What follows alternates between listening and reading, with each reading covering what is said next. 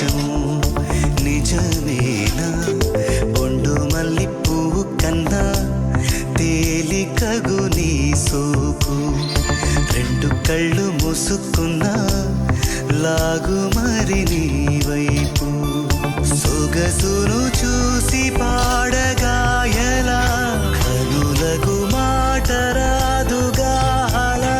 వింతల్లోనూ కొత్త వింత నువ్వేనా ఆ అందం అంటే అచ్చంగాను నువ్వే ఏ చిలిపి కళ్ళ